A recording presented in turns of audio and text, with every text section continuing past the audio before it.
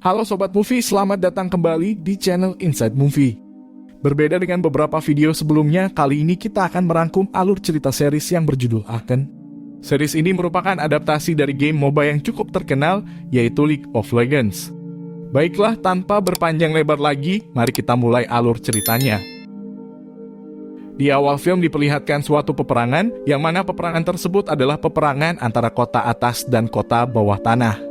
Terlihat ada dua orang gadis kakak beradik di tempat tersebut, mereka adalah Vi dan Powder. Mereka melihat banyak korban di tempat itu, lalu mereka melihat seseorang sedang bertarung. Pria tersebut adalah Fender. Fender merupakan seorang pemimpin kota bawah tanah. Dengan ekspresi bingung, sedih, dan tidak percaya bahwa kedua kakak beradik itu melihat jasad ibunya yang sudah tak berdaya di tempat itu. Mereka pun menangis dan Fender dengan rasa empatinya lalu membawa mereka bersama ke tempat yang lebih aman. Beberapa tahun setelahnya mereka kini diadopsi oleh Fender. Vi dan Powder sekarang tumbuh bersama dengan dua orang anak laki-laki, yaitu Milo dan Kleger yang merupakan anak asuh dari Fender juga. Seperti biasanya mereka ingin melakukan misi pencurian di kota atas untuk mendapatkan uang agar bisa bertahan hidup. Hal tersebut merupakan misi pertama bagi Powder, yang mana dia masih kaku untuk melakukan misi tersebut. Terlihat ketidaktangkasannya dalam meloncati rumah-rumah di sela perjalanan yang nyaris membuat Powder terjatuh dari atap. Akhirnya mereka pun sampai ke rumah tujuan dan berhasil masuk ke dalam rumah tersebut. Lalu mereka pun mencuri barang-barang yang menurut mereka berharga. Ruangan tersebut merupakan kamar seorang ilmuwan yang bisa terlihat banyak coretan-coretan rumus serta barang-barang praktik sains. Powder memasuki ruangan lainnya, dia melihat makanan di sebuah meja lalu memakan makanan itu. Kemudian dia melihat sebuah peti dan membuka peti itu. Ternyata di dalamnya ada beberapa kristal berwarna biru. Sedangkan di luar ruangan itu terdengar ada seseorang yang ingin memasuki ruangan. Mereka pun segera bergegas, lalu Vi menyuruh Powder segera keluar. Dengan tergesa-gesa Powder mengambil kristal biru itu dan tidak sengaja menjatuhkan salah satu kristal sehingga membuat ruangan itu meledak. Mereka berhasil selamat, namun sekarang mereka ketahuan lalu mereka dikejar oleh beberapa enforcer yang merupakan petugas pengaman di kota atas. Mereka pun kabur dari kejaran para enforcer dan akhirnya berhasil lolos. Namun tidak cukup di situ saja, kini mereka dihalangi oleh beberapa beranda lainnya yang ingin merampas hasil rampokan mereka. Vi tidak mau memberikan hasil rampokan tersebut dan kemudian mereka pun bertarung. Powder membawa hasil rampasan dan dia dikejar oleh salah satu berandal hingga dia tersudut di ujung sungai dan berpisah dengan kakaknya. Kemudian dia berinisiatif untuk melawan, namun serangannya gagal dan dia pun membuang rampasan tersebut ke dalam sungai agar mengalihkan perhatian sang berandal lalu. Kemudian Powder pun berhasil kabur. Setelah mereka memenangkan pertarungan, Powder yang terpisah dengan kakaknya akhirnya bertemu kembali. Lalu dia memberitahu kepada mereka bahwa hasil rampasannya telah dia buang ke dalam sungai untuk mengalihkan perhatian berandal. Milo pun kesal dengan Powder karena dia merasa misi mereka sia-sia. Namun Vi membela Powder karena yang terpenting Powder baik-baik saja. Lalu mereka pun pergi menuju rumah mereka yang berada di kota bawah tanah. Di sini kita diperlihatkan kondisi kota bawah tanah yang kumuh dan penuh dengan para kriminal. Lalu scene berganti menuju ke sebuah bar. Di sana ada seorang yang sedang melakukan bisnis, namun lawan bisnisnya tidak berusaha memenuhi perjanjian dan mengurangi harga barang yang telah disepakati. Mereka juga mengancam untuk melukai orang itu jika tidak menerima kesepakatan mereka. Lalu datanglah Fender dan melurusi permasalahan tersebut. Mereka berniat melawan Fender, namun seketika orang yang berada di dalam bar memperhatikan mereka sehingga membuat mereka merasa takut. Ternyata mereka baru sadar bahwa orang yang mereka ingin lawan adalah Fender yang merupakan pimpinan kota bawah tanah. Akhirnya mereka pun menyanggupi perjanjian awal agar mereka tidak mendapat masalah dengan Fender. Kemudian Fender melihat anak-anaknya pulang, kemudian Fender mendatangi mereka. Fender sudah mendengar kabar bahwa ada kerusuhan di kota atas, yang mana kerusuhan tersebut dilakukan oleh 4 orang anak-anak. Fender sudah mengetahui bahwa pelaku tersebut pasti adalah anak-anaknya sendiri. Lalu Fender menanyakan latar belakang kejadian tersebut. Vi pun menjawab bahwa mereka hanya ingin melakukan pekerjaan layaknya orang dewasa karena dia sudah lelah berdiam diri.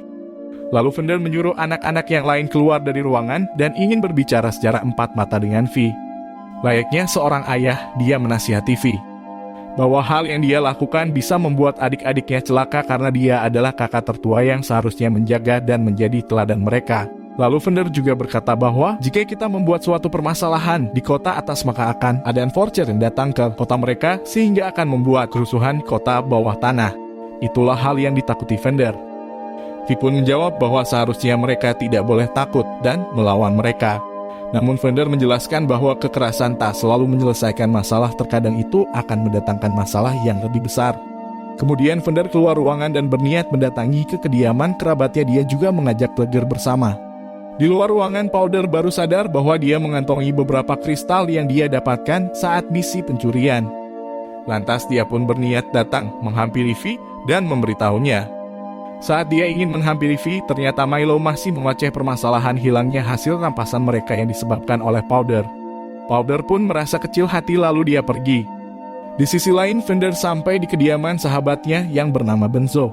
Kemudian Benzo menyuruh anak angkatnya yang bernama Ako untuk keluar karena dia ingin berbicara dengan Vander.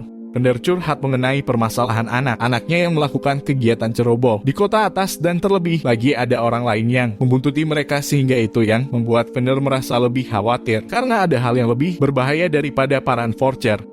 Sedangkan di luar, Eko bertemu dengan Kleger, lalu mereka pun berbincang-bincang mengenai misi Kleger dan saudara-saudarinya. Namun setelah itu datang beberapa enforcer yang sedang menyelidiki kasus ledaknya asrama di kota atas.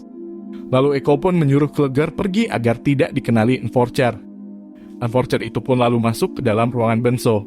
Enforcer tersebut berbicara kepada Vander dan Benzo bahwa dia sedang mencari seorang pelaku peledakan asrama di kota atas. Mereka berharap Vander bisa menyerahkan pelaku tersebut karena sang enforcer tahu bahwa Vander pasti tahu siapa pelaku kriminal tersebut.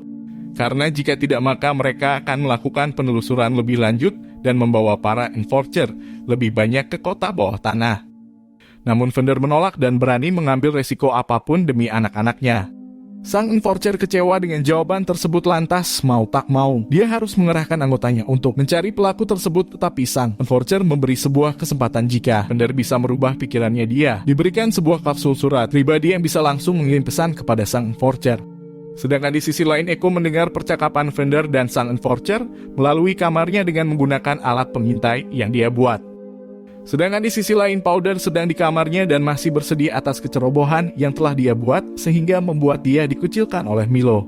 Lalu datanglah Vi. Dia berusaha menenangkan Powder. Kemudian Powder diajak ke sebuah tempat dan Vi menceritakan dulu bahwa Milo, Kleger dan dirinya pernah melakukan hal yang memalukan saat mereka masih kecil. Karena semua orang pasti pernah melakukan kesalahan yang memalukan, tapi setiap orang juga harus belajar dan tumbuh menjadi lebih kuat. Akhirnya Powder pun mulai percaya diri kembali. Kemudian Powder menunjukkan kristal biru yang dia temukan di asrama kota atas kepada Vi. Vi pun merasa terkejut dan bangga dengan Powder, lalu dia mengatakan bahwa Powder lebih kuat daripada yang dia kira. Powder berniat memberitahu barang tersebut kepada Vander. Namun Vi melarang Powder dan membiarkan agar barang tersebut disimpan dan menjadi rahasia mereka berdua saja. Kemudian scene berganti menunjukkan ke sebuah tempat. Terlihat ada seorang berandal yang sebelumnya ingin mencuri hasil rampasan Vi dan saudara-saudarinya. Dia sedang diinterogasi oleh seseorang bernama Silco yang merupakan musuh dari Vander. Ternyata Silco lah yang menyuruh para berandal membuntuti Vi, namun Silco kesal karena perintahnya adalah hanya membuntuti mereka, bukan malah merebut hasil rampasan. Sehingga membuat komplotan mereka menjadi dicurigai oleh Vander, yang mana hal tersebut bukanlah resiko yang ingin dia ambil. Lalu Silco membebaskan anak tersebut. Kemudian dia menanyakan proyek yang sedang dia lakukan bersama seorang ilmuwan, dan mereka pun melakukan sebuah eksperimen dari proyek tersebut dengan memasukkan kucing untuk memangsa tikus. Kemudian tikus tersebut meminum cairan yang telah mereka buat.